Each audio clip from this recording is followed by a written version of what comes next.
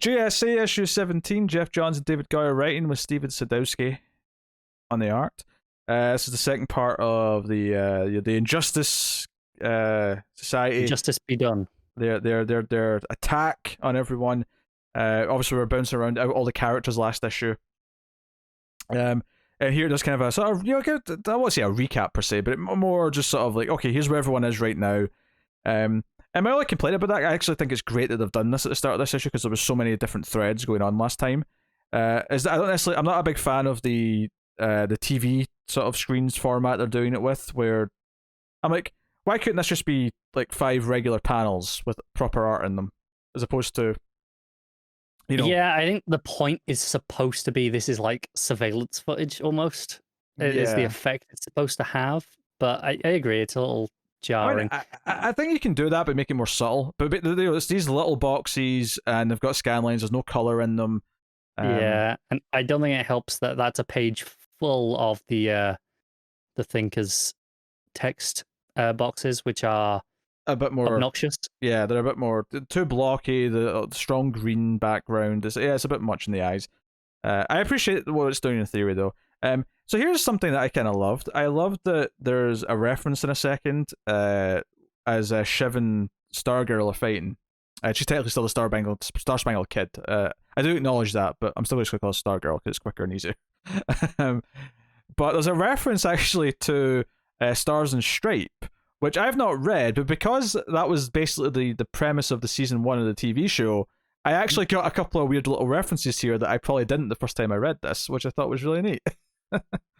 I mean, are you thinking just stuff like Shiv saying, "Oh, no robots to help you now"? No, she actually says, "Oh, I'm going to go back to Blue Valley and take Stripe apart with my bare hands." The stuff, and you killed my father, and stuff like that. The more explicit stuff as well. Okay, sure.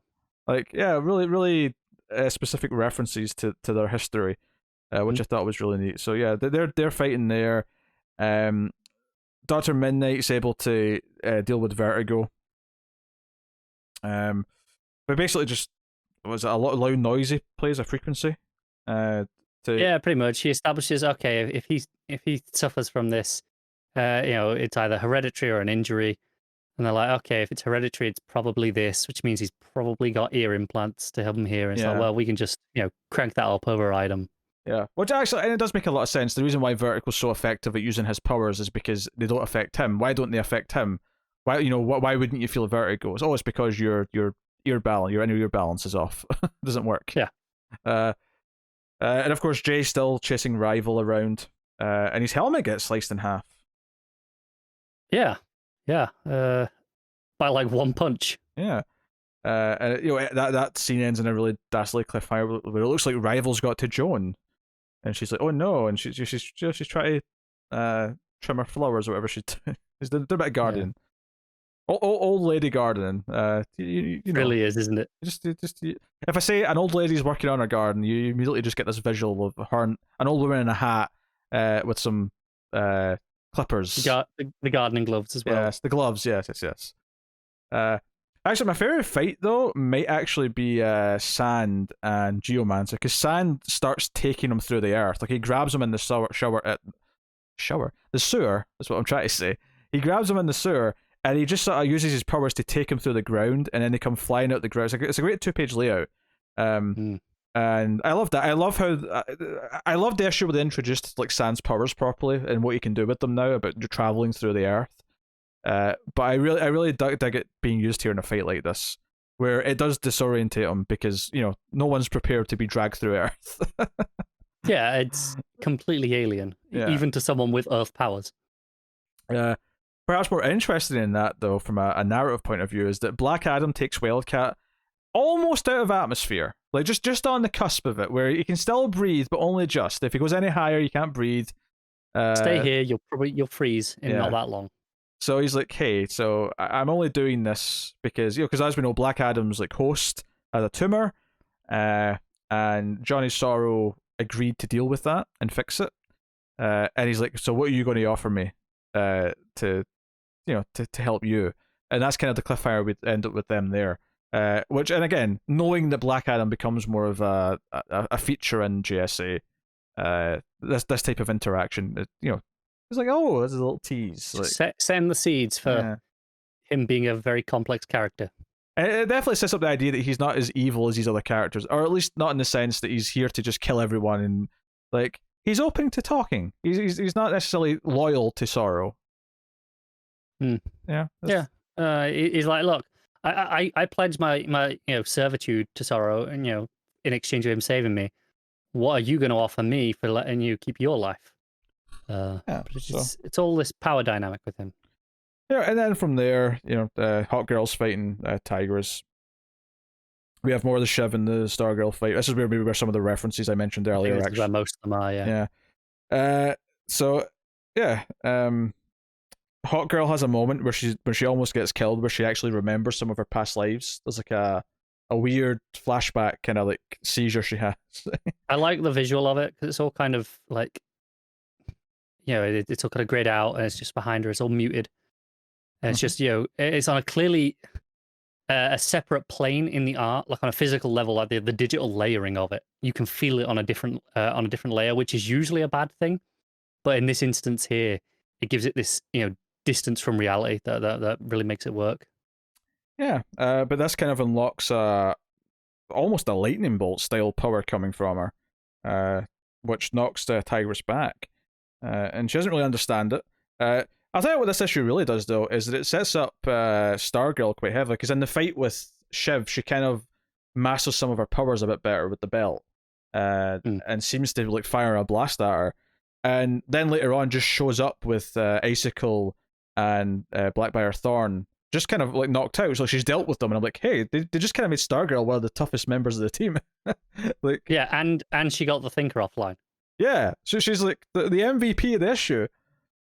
She took out 3 of the physical threats and the digital one that even Terrific was trying to fight. So and she's just like, yeah, I got a sword, don't worry about it. Yeah, so excited to see that expand. But this is where they actually start to communicate with each other, where San comes to see Midnight and Canary, and they start to put things together, and they realize, oh wait, because the last page of last issue was nothing to do with this fighting. The last page of last issue was the King of Tears. It was Joy of Sorrow going to unlock that, and they've figured this out. At the end of the issue, they go to the ex-Scarab's house, and they open the door, and there's like it's this weird portal into this world, the dimensional gateway that Scarab used to use, which still clearly exists, called the Subtle Realms, or sorry, doorway to the Subtle Realms, if I should say. Yeah. So they go into it, and he's basically in like Alien when they're cocooned up against the wall. There's just this massive like things around them. That's basically what's around him. And Dr. Midnight, not really knowing anything about Johnny Sorrow, runs in, and Johnny Sorrow takes off his mask. Sand yells, "Don't look at him," and he grabs Canary, and they make a point of not looking at him. And it seemingly ends with, and they actually pronounce Midnight is dead. And Sorrow's like, "Oh, soon you'll follow," and that's our big cliffhanger. Now, the start of this arc, last issue, started with a discussion about Midnight being blind. I have to imagine that that's going to be very important for how he's going to survive this. Yeah, I was almost surprised this affected him at all. Yeah. Well, he sees on certain spectrums, so maybe he still gets part of the... It's true, yeah. Yeah, he's got to always let him see something. But he doesn't get the full effect that everyone else does. Because I think that's what's so genius, is that last issue it was kind of a joke where they were getting changed, and it showed us what he saw of Black Canary. It played it as this little joke thing where he caught a peek of Black Canary getting changed. But it's actually quite smart storytelling in that it kind of sets up that, no, he does see something. He's not completely gone. He does. He has to be seeing something to be doing all this superheroics, obviously. But it shows us that, okay, no, he sees outlines and silhouettes, but he doesn't see details. So maybe that's enough to save him in this particular circumstance. Yeah. So it's a good cliffhanger. It ties it back into what the last cliffhanger was. I think all the action in this one is especially good.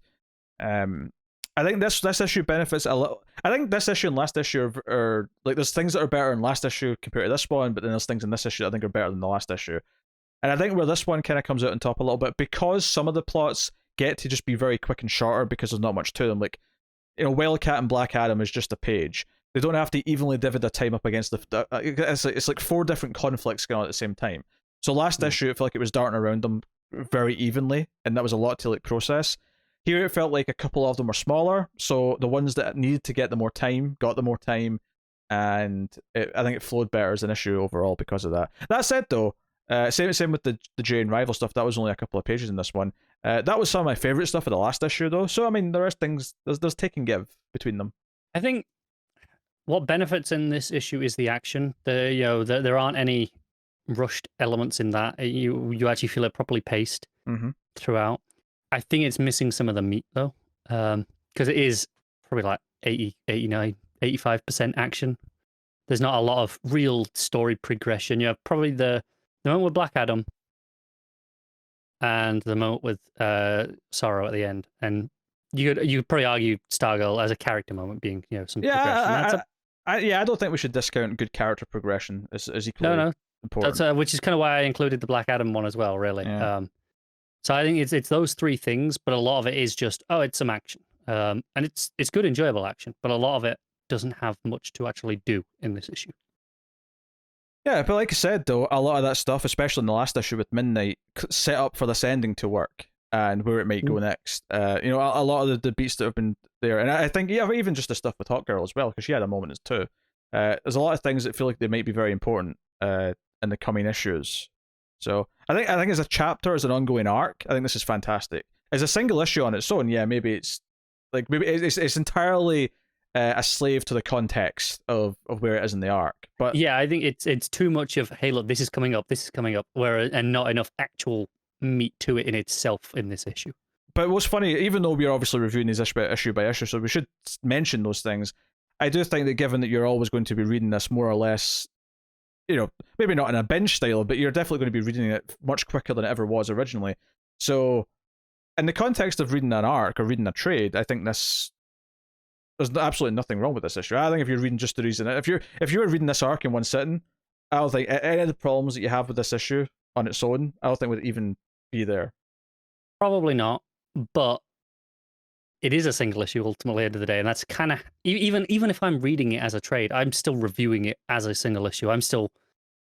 I'm always aware of the context of when it's published, even things that we don't review. When I'm just I have my own color. I still rate everything I read.